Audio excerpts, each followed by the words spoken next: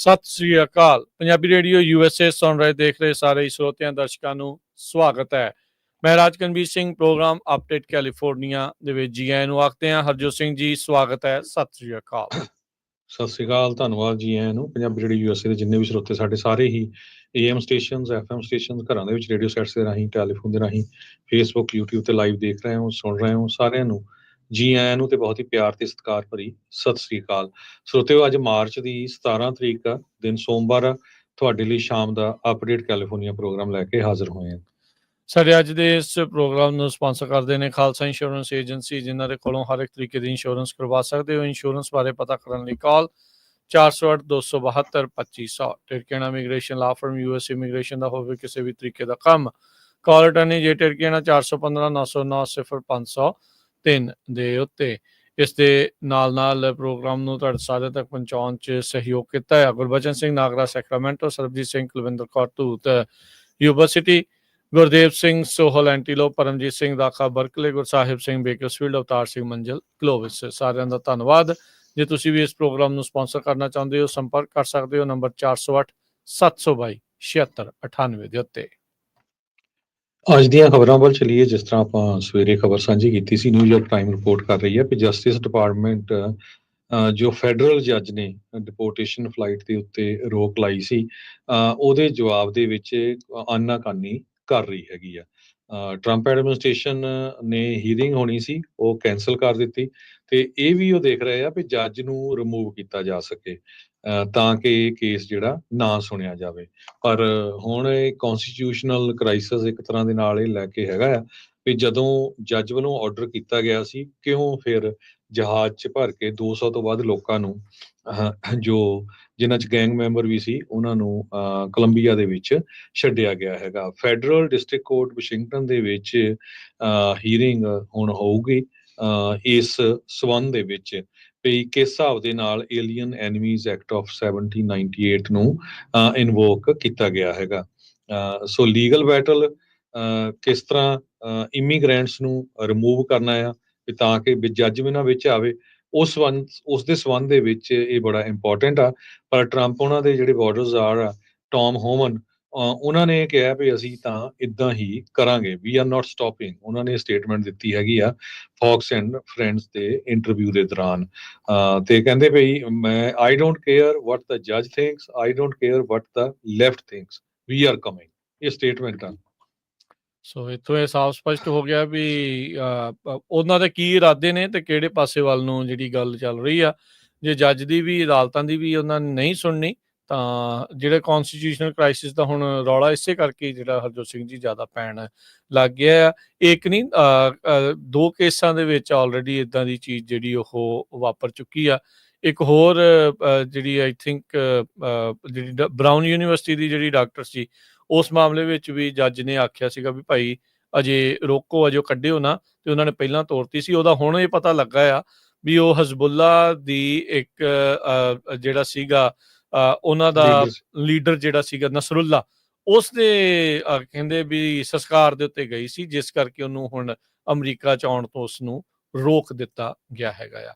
ਇਸੇ ਸੰਬੰਧਿਤ ਇਸ ਦੇ ਨਾਲ ਹੀ ਇੱਦਾਂ ਦੀ ਇੱਕ ਜੁੜੀ ਹੋਈ ਖਬਰ ਜਿਹੜੀ ਹਰਜੋਤ ਸਿੰਘ ਜੀ ਕਰਦੇ ਜਾਈਏ। ਅੱਜ US ਨੇ ਇੱਕ ਹੋਰ ਗ੍ਰੀਨ ਕਾਰਡ ਹੋਲਡਰ, ਜਿਹੜਾ ਕਿ ਉੱਦਾਂ ਜਰਮਨ ਦਾ ਨੈਸ਼ਨਲ ਆ, US ਦੇ ਵਿੱਚ ਪਰਮਾਨੈਂਟ US ਰੈਜ਼ੀਡੈਂਟ ਆ, ਬੋਸਟਨ ਲੋਗਨ ਇੰਟਰਨੈਸ਼ਨਲ ਏਅਰਪੋਰਟ ਦੇ ਉੱਤੇ 7 ਮਾਰਚ ਦੀ ਇਹ ਗੱਲ ਆ ਵੀ ਉੱਥੇ ਰੋਕ ਲਿਆ। ਉਹਦੇ ਪਰਿਵਾਰ ਵਾਲੇ ਤੇ ਉਹਦਾ ਜਿਹੜਾ ਪਾਰਟਨਰ ਆ, ਉਸਨੇ ਹੁਣ ਇਹ ਜਾਣਕਾਰੀ ਦਿੱਤੀ ਹੈ। ਕਹਿੰਦੇ ਵੀ ਉਸਨੂੰ ਉਸ ਤੋਂ ਬਾਅਦ 'ਚ ਇੱਕ ਫੈਡਰਲ ਡਿਟੈਂਸ਼ਨ ਫੈਸਿਲਿਟੀ ਦੇ ਵਿੱਚ ਤੋੜ ਦਿੱਤਾ ਗਿਆ ਸੀ। ਫੇਬੀਅਨ ਸ਼ਮਿਟ 34 ਸਾਲਾਂ ਦਾ ਇਹ white detention centre central falls road island ਦੇ ਵਿੱਚ ਇਸ ਟਾਈਮ ਉਹਨੂੰ ਡੱਕ ਕੇ ਰੱਖਿਆ ਆ। ਆਈਸ ਵਾਲਿਆਂ ਦੇ ਆਨਲਾਈਨ ਡਾਟਾਬੇਸ ਇਹ ਚੀਜ਼ ਦੱਸਦੀ ਹੈਗੀ ਆ। ਇੱਕ ਈਮੇਲ ਕਹਿੰਦੇ ਵੀ ਜਿਹੜੀ ਇਹ ਸਟੇਟਮੈਂਟ ਆ ਉਹ ਜਾਰੀ ਕੀਤੀ ਗਈ ਆ। ਉਹਦੇ ਬਾਬਤ ਜਿਹੜੇ ਬਾਰਡਰ ਪੈਟਰੋਲ ਵਾਲਿਆਂ ਨੇ ਕਿਹਾ ਆ, ਜਿਹੜੇ ਕਸਟਮ ਬਾਰਡਰ ਪੈਟਰੋਲ ਵਾਲਿਆਂ ਨੇ ਕਹਿੰਦੇ ਵੀ ਇਹਦਾ ਜਿਹੜਾ ਵੀਜ਼ਾ ਦਾ ਟਰਮ ਸੀ, ਇਸਨੇ ਵਾਇਲੇਟ ਕੀਤੀਆਂ ਤੇ ਕਹਿੰਦੇ ਵੀ ਜਿਹੜਾ ਵੀ ਟਰੈਵਲਰ ਸਾਨੂੰ ਲੱਗਦਾ ਵੀ ਇਹਨਾਂ ਟਰਮਸ ਨੂੰ ਵਾਇਲੇਟ ਕਰਦਾ ਆ ਤਾਂ ਉਸ ਨੂੰ ਡਿਟੈਂਸ਼ਨ ਤੇ ਰਿਮੂਵਲ ਜਿਹੜਾ ਉਹ ਕੀਤਾ ਜਾ ਸਕਦਾ ਹੈ। ਸੋ ਇਹ ਵੀ ਗ੍ਰੀਨ ਕਾਰਡ ਹੋਲਡਰ ਕਈ ਸਾਲਾਂ ਤੋਂ ਸੀਗਾ। 2007 ਤੋਂ ਇਹ ਕਹਿੰਦੇ ਵੀ ਇਹਦੀ ਜਿਹੜੀ ਮਾਂ ਹੈ, ਸ਼ਮਿਟ ਦੀ ਮਾਂ ਐਸਟਰਡ ਸੀਨੀਅਰ, ਉਹ ਇੱਥੇ ਆਪਣੇ ਮੁੰਡੇ ਦੇ ਨਾਲ ਆਈ ਸੀ। 2008 ਤੋਂ ਇਹਨੂੰ ਲਗਾਤਾਰ ਗ੍ਰੀਨ ਕਾਰਡ ਮਿਲ ਰਿਹਾ ਸੀ। ਅਜੇ ਤੱਕ ਕਹਿੰਦੇ ਵੀ ਕੋਈ ਵੀ ਇਦਾਂ ਦਾ ਜਿਹੜਾ ਇਸ ਦੇ ਉੱਤੇ ਕੋਈ ਕ੍ਰਿਮੀਨਲ ਚਾਰਜ ਨਹੀਂ ਆ। ਹਾਂ, ਇੱਕ ਮਿਸਡਮੀਨਰ ਚਾਰਜ ਜਿਹੜਾ ਸੀਗਾ ਉਹ ਵੀ 10 ਸਾਲ ਪਹਿਲਾਂ ਦਾ ਸੀਗਾ। ਉਹਦਾ ਕੋਈ ਵੀ ਐਕਟਿਵ ਜਾਂ ਲੀਗਲ ਕੋਰਟ ਇਸ਼ੂ ਨਹੀਂ ਹੈਗਾ। ਸੋ ਕਹਿੰਦੇ ਵੀ ਇਹ ਇਸ ਟਾਈਮ ਇੱਕ ਬੜੀ ਵੱਡੀ ਚਿੰਤਾ ਜਿਹੜੀ ਆ ਉਹ ਬਣੀ ਪਈ ਆ। ਸੋ CBP ਵਾਲਿਆਂ ਨੂੰ, USCIS ਵਾਲਿਆਂ ਨੂੰ ਕਿਸੇ ਵੀ ਇਨਸਾਨ ਦੇ ਉੱਤੇ ਜੇ ਸ਼ੱਕ ਹੁੰਦਾ ਆ ਜਾਂ ਉਹਨਾਂ ਨੂੰ ਇਹ ਲੱਗਦਾ ਆ ਵੀ ਇਹ ਕੋਈ ਗਲਤ ਕੰਮ ਇਹਨੇ ਕੀਤਾ ਆ ਜਾਂ ਕਰ ਸਕਦਾ ਆ, ਤਾਂ ਕਹਿੰਦੇ ਵੀ ਸਾਡੇ ਕੋਲ ਇਹ ਅਖਤਿਆਰ ਹੈਗਾ ਆ। ਅਸੀਂ ਕਿਸੇ ਨੂੰ ਵੀ ਰੋਕ ਵੀ ਸਕਦੇ ਆ, ਵੀਜ਼ਾ ਰਿਵੋਕ ਵੀ ਕੀਤਾ ਜਾ ਸਕਦਾ, ਗ੍ਰੀਨ ਕਾਰਡ ਵਾਪਸ ਵੀ ਲਿਆ ਜਾ ਸਕਦਾ ਤੇ ਇੱਥੋਂ ਤੱਕ ਕਿ ਉਸ ਨੂੰ ਡਿਟੇਨ ਕਰਕੇ ਹਿਰਾਸਤ ਦੇ ਵਿੱਚ ਵੀ ਲਿਆ ਜਾ ਸਕਦਾ ਆ। ਸੋ ਸ਼ਮਿਟ ਦੀ ਜਿਹੜੀ ਅਰੈਸਟ ਆ ਬੋਸਟਨ ਏਰੀਏ ਦੇ ਇੱਕ ਪਬਲਿਕ ਟੈਲੀਵਿਜ਼ਨ ਨੇ ਸਭ ਤੋਂ ਪਹਿਲਾਂ ਰਿਪੋਰਟ ਕੀਤੀ ਸੀਗੀ। ਇਹ ਖੁਦ ਕਹਿੰਦੇ ਆਪ ਇੱਕ ਇਲੈਕਟ੍ਰੀਕਲ ਇੰਜੀਨੀਅਰ ਆ। ਜਰਮਨੀ ਦੇ ਵਿੱਚ ਟਰੈਵਲ ਕੀਤਾ, 7 ਦਿਨ ਦੇ ਲਈ ਉੱਥੇ ਉਹ ਗਿਆ ਸੀ। ਬੋਸਟਨ ਲੋਗਨ ਇੰਟਰਨੈਸ਼ਨਲ 에ਅਰਪੋਰਟ ਦੇ ਉੱਤੇ ਲਗਜ਼ਮਬਰਗ ਤੋਂ 7 ਮਾਰਚ ਨੂੰ ਆਇਆ ਸੀ। ਕਹਿੰਦੇ ਵੀ ਜਿਹੜਾ ਉਸਦਾ ਸਾਥੀ ਸੀ ਉਸ ਨੂੰ ਲੈਣ ਆਇਆ, ਪਰ ਅੱਗੋਂ ਕਹਿੰਦਾ ਉਹ ਨਿਕਲਿਆ ਹੀ ਨਹੀਂ। ਤੇ ਇਹ ਹੁਣ ਜਿਹੜੀ ਇੱਕ ਸਮੱਸਿਆ ਹੈ ਇਹਨਾਂ ਦਾ, ਜਿਹੜਾ ਇੱਕ ਨਿਆਣਾ ਆ ਤਾਂ ਉਹ ਕਹਿੰਦੇ ਵੀ US ਸਿਟੀਜ਼ਨ ਹੈਗਾ ਆ। ਕਹਿੰਦੇ ਵੀ ਉਹਦੇ ਜਿਹੜਾ ਸਾਥੀ ਆ ਭਵਾਨੀ ਹੌਜਕਿੰਸ, ਉਹਨੇ ਕਈ ਵਾਰ ਅਥਾਰਟੀਜ਼ ਨੂੰ ਗੱਲ ਕੀਤੀ, ਪਰ ਅਜੇ ਤੱਕ ਕਹਿੰਦੇ ਉਸ ਨੂੰ ਉਦੋਂ ਕੁਝ ਵੀ ਜਿਹੜਾ ਉਹ ਦੱਸਿਆ ਜਿਹੜਾ ਉਹ ਨਹੀਂ ਗਿਆ ਸੀਗਾ। ਸੋ 7 ਮਾਰਚ ਤੋਂ ਲੈ ਕੇ ਹੁਣ ਤੱਕ ਅਜੇ ਵੀ ਉਸ ਨੂੰ ਹਿਰਾਸਤ ਦੇ ਵਿੱਚ ਰੱਖਿਆ ਗਿਆ ਹੈਗਾ ਆ। ਸੋ ਉਸ ਦੇ ਉੱਤੇ ਕੀ ਮਾਜਰਾ ਆ, ਕਿਵੇਂ ਆ, ਉਸ ਦੇ ਬਾਰੇ ਅਜੇ ਆਉਣ ਦੇ ਸਮੇਂ ਦੇ ਵਿੱਚ ਪਤਾ ਲੱਗੂਗਾ। ਪਰ CBP ਵਾਲਿਆਂ ਨੂੰ ਜਿਸ ਦੇ ਉੱਤੇ ਵੀ ਸ਼ੱਕ ਇਸ ਤਰੀਕੇ ਦਾ ਹੁੰਦਾ ਆ, ਚਾਹੇ ਉਹ ਕੋਈ ਡਰੱਗ ਦਾ ਮਸਲਾ ਹੋਵੇ, ਚਾਹੇ ਉਹਨਾਂ ਨੂੰ ਲੱਗਦਾ ਵੀ ਫੋਰਨ ਪਾਲਿਸੀ ਦਾ ਕੋਈ ਮਸਲਾ ਆ, ਕਿਸੇ ਉਹਨਾਂ ਦੇ ਅਮਰੀਕਾ ਦੇ ਹਿਸਾਬ ਦੇ ਨਾਲ ਕਿਸੇ ਉਹ ਅੱਤਵਾਦੀਆਂ ਦੇ ਉੱਥੇ ਜਾ ਕੇ ਆਇਆ ਜਾਂ ਕੁਛ ਆਇਆ ਆ, ਤਾਂ ਉਹਨਾਂ ਨੂੰ ਇਹ ਰੋਕਿਆ ਜਾ ਸਕਦਾ ਹੈਗਾ ਆ। ਸੋ ਇਹ ਜਿਹੜੀ ਸਟੋਰੀ ਹੈ ਇੱਕ ਗ੍ਰੀਨ ਕਾਰਡ ਹੋਲਡਰ ਦੀ, ਜੋ ਕਿ ਉਦਾਂ ਜਰਮਨ ਦਾ ਨੈਸ਼ਨਲ ਸੀਗਾ, ਉਸ ਦੇ ਨਾਲ ਬੋਸਟਨ ਦੇ ਵਿੱਚ ਵਾਪਰੀ ਹੈਗੀ ਆ। ਜੀ ਬਿਲਕੁਲ। ਇਸੇ ਤਰ੍ਹਾਂ ਪ੍ਰੈਜ਼ੀਡੈਂਟ ਟਰੰਪ ਉਹਨਾਂ ਨੇ ਜਿਹੜੀ ਸੀਕ੍ਰੇਟ ਸਰਵਿਸ ਪ੍ਰੋਟੈਕਸ਼ਨ ਸੀ ਪ੍ਰੈਜ਼ੀਡੈਂਟ ਬਾਈਡਨ ਉਹਨਾਂ ਦੇ ਮੁੰਡੇ ਦੀ ਤੇ ਡਾਟਰ ਦੀ, ਉਹ ਦੋਨੋਂ ਹੀ ਰਿਮੂਵ ਕਰ ਦਿੱਤੀ ਹੈਗੀ ਆ। ਟਰੰਪ ਉਹਨਾਂ ਨੇ ਇਹ ਕਿਹਾ ਆਪਣੇ ਸੋਸ਼ਲ ਮੀਡੀਆ ਦੇ ਉੱਤੇ ਕਿ ਹੰਟਰ ਬਾਈਡਨ ਤਾਂ ਪਤਾ ਨਹੀਂ ਕਿੱਧਰ ਸੈਰਾਂ ਕਰ ਰਿਹਾ ਸਾਊਥ ਅਫਰੀਕਾ ਦੇ ਵਿੱਚ, ਜਿੱਥੇ ਹਿਊਮਨ ਰਾਈਟਸ ਲੋਕਾਂ ਦੀ ਬਹੁਤ ਜ਼ਿਆਦਾ ਵਾਇਲੇਟ ਹੁੰਦੀ ਆ। ਸੋ ਉਹ ਦੋਨਾਂ ਤੋਂ ਜੋ ਸੀਕ੍ਰੇਟ ਸਰਵਿਸ ਦੀ ਸਪੋਰਟ ਸੀ ਉਸ ਨੂੰ ਉਠਾਉਣ ਜਾ ਰਹੇ ਹੈਗੇ ਆ। ਤੇ ਇਸੇ ਤਰ੍ਹਾਂ ਪ੍ਰੈਜ਼ੀਡੈਂਟ ਡੋਨਲਡ ਟਰੰਪ ਉਹਨਾਂ ਨੇ ਅੱਜ ਅਨਾਉਂਸ ਕੀਤਾ ਵੀ 80,000 ਦੇ ਕਰੀਬ ਜੋ pages president John F Kennedy ਉਹਨਾਂ ਦਾ ਕਤਲ ਜਿਹੜਾ ਹੋਇਆ ਸੀ ਉਹਦੇ ਸਬੰਧ ਦੇ ਵਿੱਚ ਰਿਲੀਜ਼ ਕਰਨ ਜਾ ਰਹੇ ਹੈਗੇ ਆ। ਉਹ John F Kennedy Center for Performing Arts, the cultural ਤੇ ਪੋਲੀਟੀਕਲ ਇੰਸਟੀਟਿਊਸ਼ਨ ਆ, ਉਹ ਉੱਥੇ ਅੱਜ ਪਹੁੰਚੇ ਹੋਏ ਸੀਗੇ। ਜੀ, ਅਗਲੀ ਜਿਹੜੀ ਹਰਜੋਤ ਸਿੰਘ ਜੀ ਗੱਲ ਕਰਦੇ ਜਾਈਏ, ਰਾਸ਼ਟਰਪਤੀ ਟਰੰਪ ਨੇ ਜਿਹੜਾ ਇਹ ਇੱਕ ਵਾਰੀ ਫਿਰ ਦੱਸਿਆ ਵੀ ਪੁਤਿਨ ਦੇ ਨਾਲ ਜਿਹੜੀ ਉਸਦੀ ਕੱਲ ਗੱਲਬਾਤ ਹੋਣੀ ਆ, ਉਹਦੇ ਵਿੱਚ ਕਹਿੰਦੇ ਵੀ ਕਈ ਐਲੀਮੈਂਟਸ ਦੇ ਉੱਤੇ ਚਰਚਾ ਨੂੰ ਉਹ ਮੰਨ ਚੁੱਕੇ ਆ। ਕਹਿੰਦੇ ਵੀ ਜਿਹੜੇ ਪ੍ਰੈਜ਼ੀਡੈਂਟ ਟਰੰਪ ਆ ਉਹਨਾਂ ਨੇ ਇਹ ਕਿਹਾ ਵੀ ਹਰ ਹਫਤੇ 2500 ਤੋਂ ਵੱਧ ਜਿਹੜੇ ਸੋਲਜਰਸ ਆ ਉਹ ਉੱਥੇ ਮਰ ਰਹੇ ਆ ਦੋਨਾਂ ਹੀ ਪਾਸਿਆਂ ਤੋਂ, ਤੇ ਇਹ ਜਿਹੜੀ ਲੜਾਈ ਹੈ ਤੁਰੰਤ ਜਿਹੜੀ ਉਹ ਖਤਮ ਹੋਣੀ ਚਾਹੀਦੀ ਹੈਗੀ ਹੈ। ਸਵੇਰੇ ਵੀ ਆਪਾਂ ਜ਼ਿਕਰ ਕਰ ਰਹੇ ਸੀਗੇ ਵੀ ਟਰੰਪ ਹੋਣਾ ਨੇ ਕਿਹਾ ਵੀ ਜਿਹੜਾ ਥਾਂ ਉਹਨਾਂ ਨੇ ਨੱਪੀ ਆ ਰੂਸ ਨੇ, ਉਸ ਨੂੰ ਲੈ ਕੇ, ਜਿਹੜੇ ਪਾਵਰ ਪਲਾਂਟ ਆ ਉਸ ਨੂੰ ਲੈ ਕੇ 30 ਦਿਨਾਂ ਦੀ ਜਿਹੜੀ ਪੀਸ ਟਾਕ ਆ, ਪੀਸ ਡੀਲ ਆ, ਉਸ ਬਾਰੇ ਵਲਾਦੀਮੀਰ ਪੁਤਿਨ ਦੇ ਨਾਲ ਗੱਲਬਾਤ ਕਰਨਗੇ।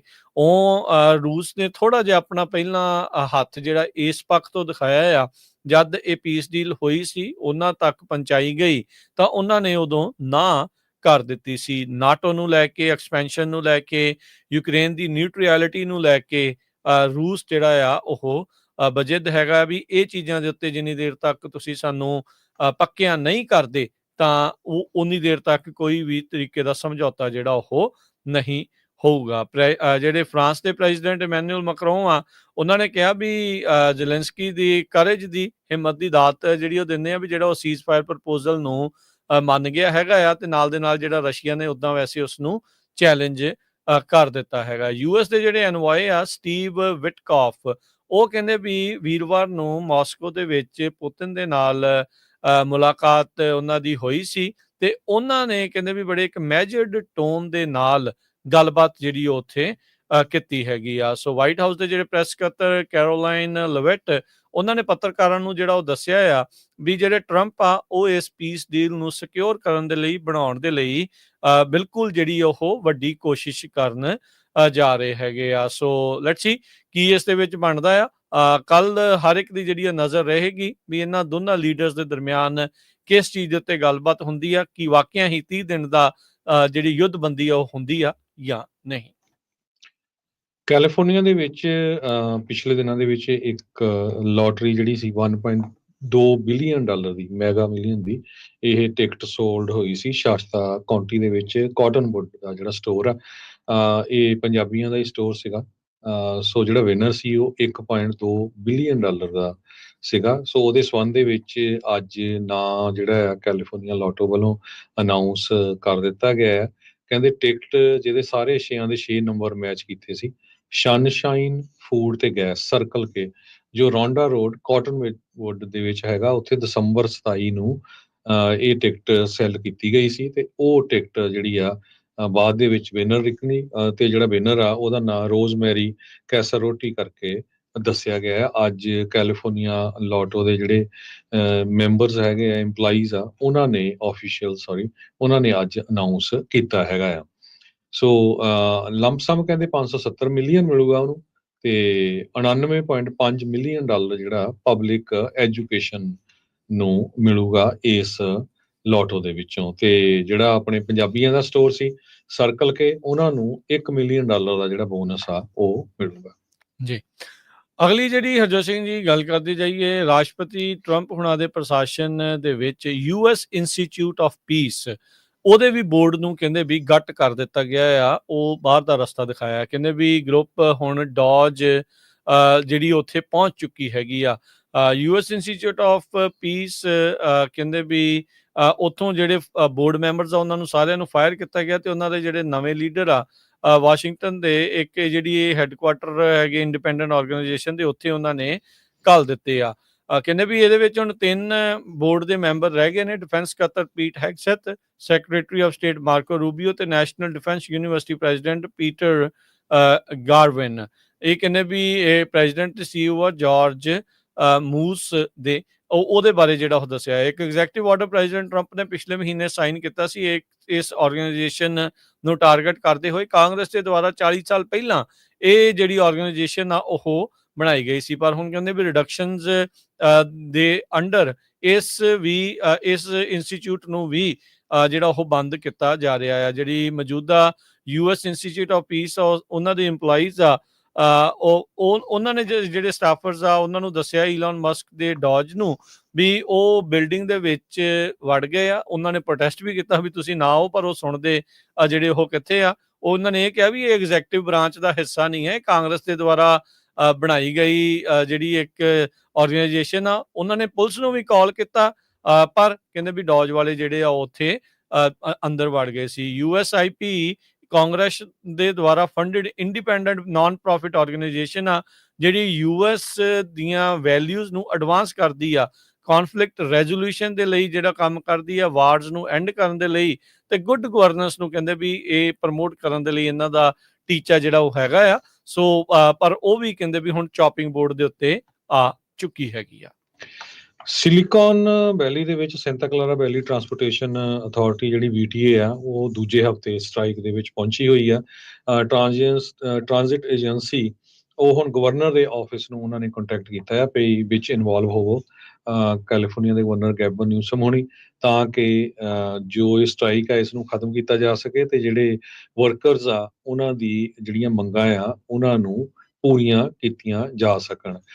ਸੋ ਅੱਜ ਵੀ ਉਹਨਾਂ ਦੀ ਨੈਗੋਸ਼ੀਏਸ਼ਨ ਚੱਲ ਰਹੀ ਸੀ, ਪਰ ਕੁਛ ਨਹੀਂ ਹੋਇਆ।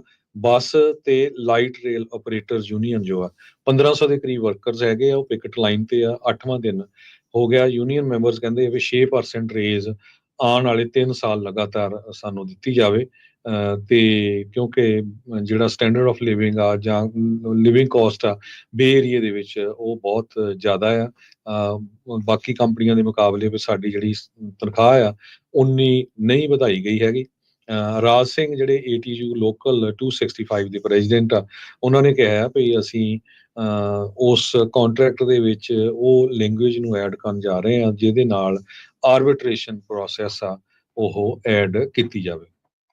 ਟਰੰਪ ਐਡਮਿਨਿਸਟ੍ਰੇਸ਼ਨ ਦੇ ਦੁਆਰਾ ਵਾਇਸ ਆਫ ਅਮਰੀਕਾ ਜਿਹੜਾ ਕਿ ਇੱਕ ਇੰਟਰਨੈਸ਼ਨਲ ਬ੍ਰੌਡਕਾਸਟਰ ਆ, ਉਸ ਨੂੰ ਵੀ ਖਤਮ ਕਰਨ ਵੱਲ ਨੂੰ ਕਦਮ ਜਿਹੜੇ ਉਹ ਚੁੱਕੇ ਜਾ ਚੁੱਕੇ ਹੈਗੇ ਆ। ਕਹਿੰਦੇ ਵੀ ਇਸ ਦੇ ਨਾਲ ਜਿਹੜੇ ਹੋਰ ਸਟੇਟ ਮੀਡੀਆ, ਚਾਈਨਾ, ਰਸ਼ੀਆ ਵਾਲੇ, ਉਹ ਬਹੁਤ ਖੁਸ਼ ਨੇ ਵੀ ਅਮਰੀਕਾ ਦੀ ਗੱਲ ਕਰਨ ਵਾਲਾ ਜਿਹੜਾ ਇੱਕ ਮੀਡੀਆ ਆ, ਬ੍ਰੌਡਕਾਸਟਰ ਇੰਟਰਨੈਸ਼ਨਲ ਲੈਵਲ ਦੇ ਉੱਤੇ, ਉਹ ਜਿਹੜਾ ਉਹ ਬੰਦ ਹੋ ਜਾਊਗਾ।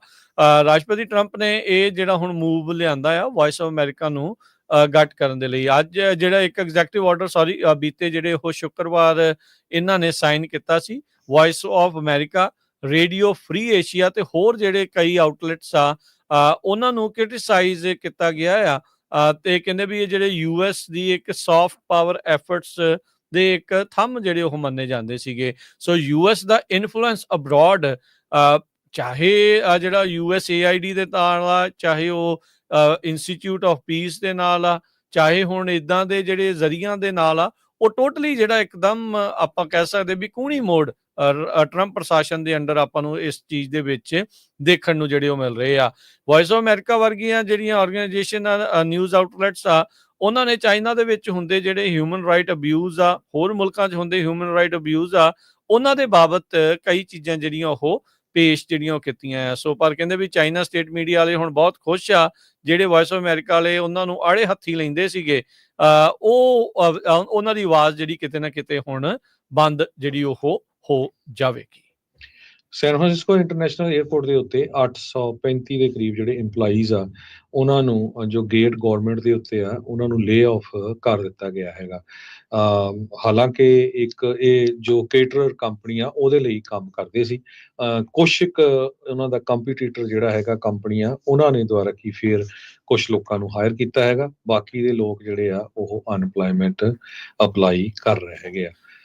ਤੇ ਆਪਾਂ ਮਾਰਕੀਟ ਦੀ ਵੀ ਗੱਲਬਾਤ ਕਰਨੀ ਹੈਗੀ ਆ ਜੀ। ਉਸ ਤੋਂ ਪਹਿਲਾਂ ਹਰਜੋਤ ਸਿੰਘ ਜੀ, ਇੰਸ਼ੋਰੈਂਸ ਦੇ ਨਾਲ ਸੰਬੰਧਿਤ ਇੱਕ ਹੋਰ ਨਵੀਂ ਜਿਹੜੀ ਖਬਰ ਆ ਇਸ ਬਾਬਤ ਇਹ ਆ ਰਹੀ ਆ, ਕਹਿੰਦੇ ਵੀ ਕੈਲੀਫੋਰਨੀਆ ਦੇ ਹੋਮ ਓਨਰਸ ਨੂੰ ਇੱਕ ਨਵੀਂ ਫੀਸ ਦਾ ਝਟਕਾ ਜਿਹੜਾ ਉਹ ਲੱਗ ਸਕਦਾ ਹੈ। ਕੈਲੀਫੋਰਨੀਆ ਡਿਪਾਰਟਮੈਂਟ ਆਫ ਇੰਸ਼ੋਰੈਂਸ ਦੇ ਦੁਆਰਾ ਇੱਕ ਫੈਸਲਾ ਜਿਸ ਨੂੰ ਹਰੀ ਝੰਡੀ ਦਿੱਤੀ ਗਈ ਆ, ਉਸ ਦੇ ਨਾਲ ਜਿਹੜੇ 8 ਮਿਲੀਅਨ ਕੈਲੀਫੋਰਨੀਆ ਦੇ ਹੋਮ ਓਨਰਸ ਆ, ਉਹਨਾਂ ਨੂੰ ਇੱਕ ਵਨ ਟਾਈਮ ਫੀਸ ਲੱਗ ਸਕਦੀ ਆ।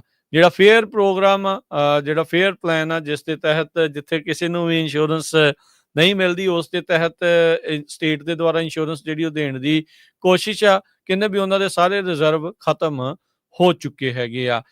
California fair access to insurance requirement ਜਿਹੜਾ ਫੇਅਰ ਪਲਾਨ ਆ, ਉਹਨਾਂ ਨੇ ਰਿਕੁਐਸਟ ਕੀਤਾ ਆ $1 ਬਿਲੀਅਨ ਦੀ ਅਸੈਸਮੈਂਟ, ਜਦ ਕਹਿੰਦੇ ਵੀ ਉਹਨਾਂ ਨੂੰ ਜਿਹੜੀ ਸਭ ਤੋਂ ਮਹਿੰਗੀ ਵਾਈਲਡ ਫਾਇਰ ਡਿਜ਼ਾਸਟਰ ਆ ਉਹ ਕਾਫੀ ਜ਼ਿਆਦਾ ਮਹਿੰਗੀ ਪੈ ਰਹੀ ਹੈ। ਇਕੱਲੀ ਇਹਨਾਂ ਨੂੰ ਹੀ ਨਹੀਂ, ਆਪਾਂ ਦੇਖਿਆ ਵੀ ਹੋਰ ਵੀ ਪ੍ਰਾਈਵੇਟ ਕੰਪਨੀਜ਼ ਦਾ ਵੀ ਇਸ ਦੇ ਵਿੱਚ ਧੂਆਂ ਜਿਹੜਾ ਉਹ ਨਿਕਲ ਚੁੱਕਾ ਆ। ਕਹਿੰਦੇ ਵੀ ਇਸ ਐਗਰੀਮੈਂਟ ਦੇ ਤਹਿਤ ਪ੍ਰਾਈਵੇਟ ਇੰਸ਼ੋਰਰ ਉਹਨਾਂ ਨੂੰ ਇੱਕ ਮੌਕਾ ਜਿਹੜਾ ਦਿੱਤਾ ਜਾਊਗਾ, ਜਿੰਨੀ ਵੀ ਅਸੈਸਮੈਂਟ ਕੀਤੀ ਗਈ ਆ ਉਹਨਾਂ ਦਾ ਅੱਧਾ ਹਿੱਸਾ, ਅੱਧੀ ਕੀਮਤ, ਅੱਧੀ ਰਾਸ਼ੀ ਜਿਹੜੀ ਟੈਂਪਰੇਰੀ ਸਰਚਾਰਜ ਲਾ ਕੇ ਪਾਲਿਸੀ ਹੋਲਡਰਸ ਦੇ ਉੱਤੇ ਉਹਨਾਂ ਤੋਂ ਵਾਪਸ ਜਿਹੜੇ ਉਹ ਲਏ ਜਾ ਸਕਦੇ। ਕਹਿੰਦੇ ਵੀ ਇਹ ਤਕਰੀਬਨ 8 ਮਿਲੀਅਨ ਜਿਹੜੇ ਹੋਮ ਓਨਰ ਪਾਲਿਸੀ ਹੋਲਡਰਸ ਆ, ਉਹਨਾਂ ਨੂੰ $60 ਪਰ ਕਸਟਮਰ ਦੇ ਹਿਸਾਬ ਦੇ ਨਾਲ ਅਪਰੋਕਸੀਮੇਟਲੀ ਇਹ ਜਿਹੜੀ ਫੀਸ ਪੈ ਸਕਦੀ ਆ। ਤਿੰਨਾਂ ਦਹਾਕਿਆਂ 'ਚ ਕਹਿੰਦੇ ਵੀ ਪਹਿਲੀ ਵਾਰ ਅਜਿਹੀ ਇੱਕ ਅਸੈਸਮੈਂਟ ਆ ਉਹ ਕੀਤੀ ਗਈ ਆ।